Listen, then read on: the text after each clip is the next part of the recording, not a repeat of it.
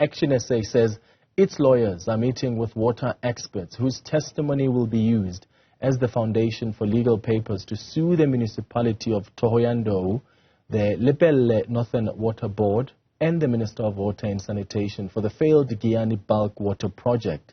The project was started in 2014 by former President Jacob Zuma and former Water and Sanitation Minister Nomvula Mokonyane. It was intended to ease the transfer of water from Nandoni Dam, but it is yet to be completed, despite President Cyril Ramaphosa's assurances. For more on this, let's now speak to Sello Lediga, who is the chairperson for ActionSA in Limpopo. Mr. Lediga, thank you so much for making time for us. What legal action are you considering taking on this failed Giyani Bulk Water Project?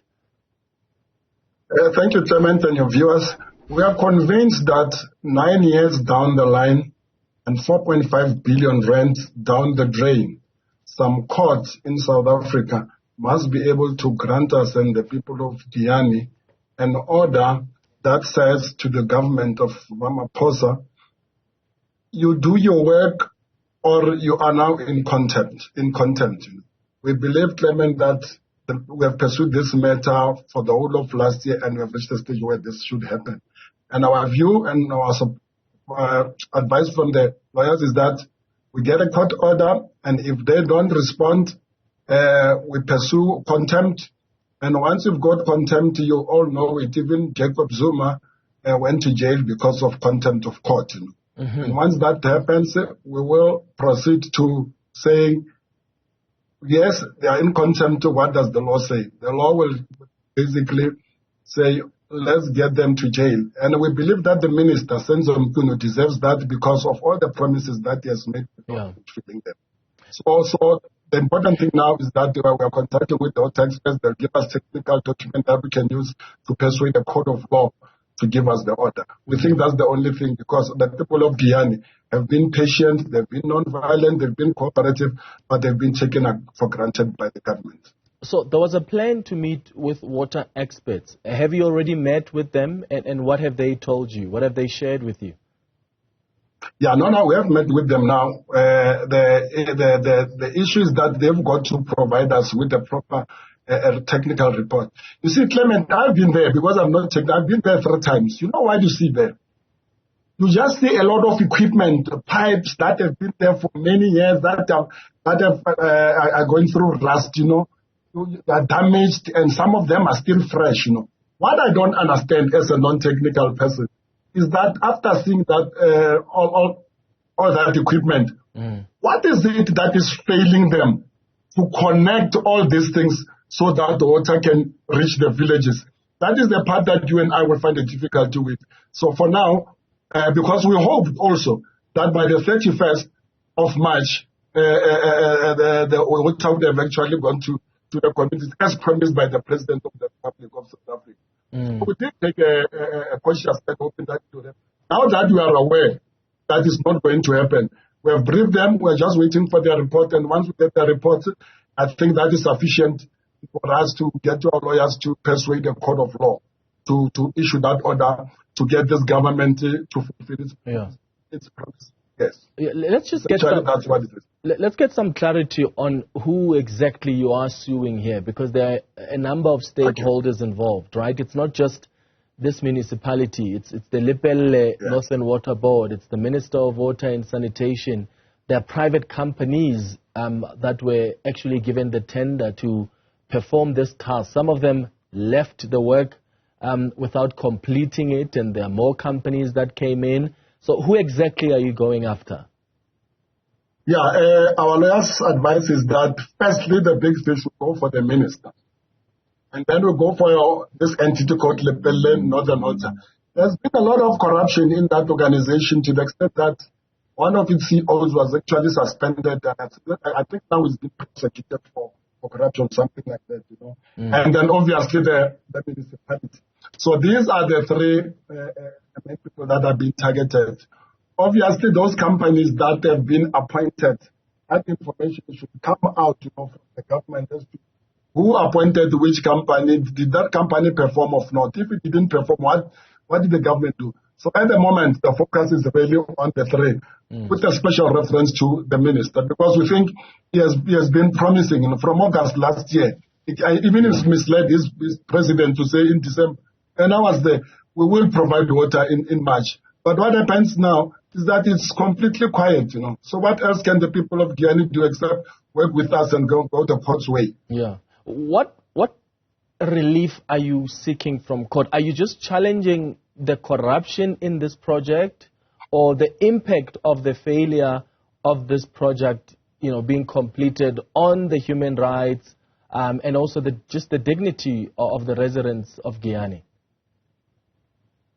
Clement, we want to force the government to fulfill its promise. We want to force the government to provide water as per the 4.5 billion rand that has been. If you have been there, you realize how the dignity of the people of Giyani has been taken away by this government. For example, there is a Pakistani shopkeeper there.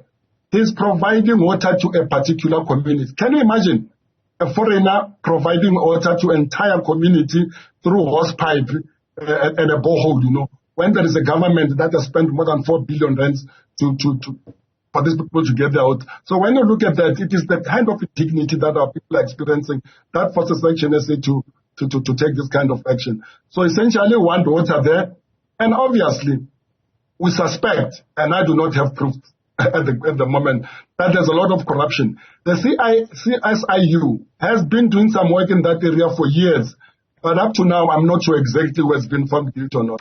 So basically what we want, objective is simple: give water to the people as promised, and the rest are secondary. Yeah, I mean, there's no question that there's probably some corruption involved there. You're talking about a project that was meant to cost, this much, and the amount is just skyrocketed into billions. Yes, and Clement, maybe you may not have got this there. Sometime when Tito Mbeni was still Minister of Finance, you know what he said about this project? He called it, and I quote, a cesspool of corruption. This is an ANC minister in the treasury who calls it a cesspool of corruption.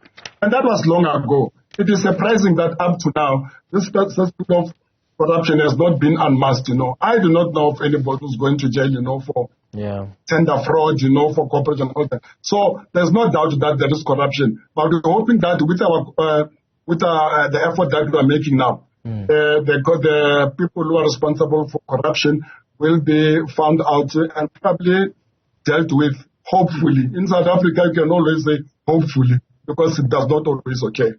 Yeah, and let's hope that through this action, as you go to court, we're going to see some accountability. In fact, just to give the listeners those numbers, the project skyrocketed from about 502 million rand. That's how much was budgeted. But that skyrocketed to about 4.5 billion rand. And yet the taps are still running dry. Obviously, you're hoping for accountability, Mr. Lediga. There have been so many failed promises. Didn't the Minister of Water and Sanitation tell the public protector that the project would be completed by 2020? And then you had the president who was there a few months ago saying that by March, water would be available to communities. And yet that's still not the case. Yeah, I mean, this is the most frustrating thing. And I think we must give credit for the endurance of the people of Giyani. Can you imagine? Maybe we're not painting the picture properly, Clement. You are now talking to me here. You woke up in the morning, you took a bath, you had coffee because there's water in the house, and you even bought some drink on the whole.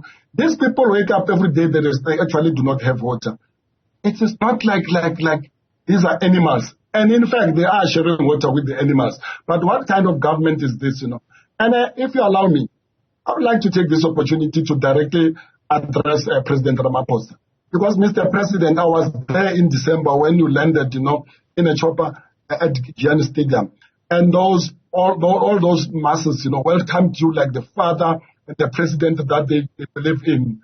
And please, Mr. President, can you be honorable? Can you give respect to these people and just deliver? And you promised that should Minister Senzo Mkunu failed by March, his head would be on the block, you know. So I think it is necessary for you now to update us as to how far you are in firing Minister Senzo Mkunu. Failing which then you are not a man of integrity because you just do not keep your word. So say something. Don't just keep quiet, Mr. President. I thank you. Sello Lediga, ActionSA chairperson in Limpopo, thank you for making time for us this afternoon.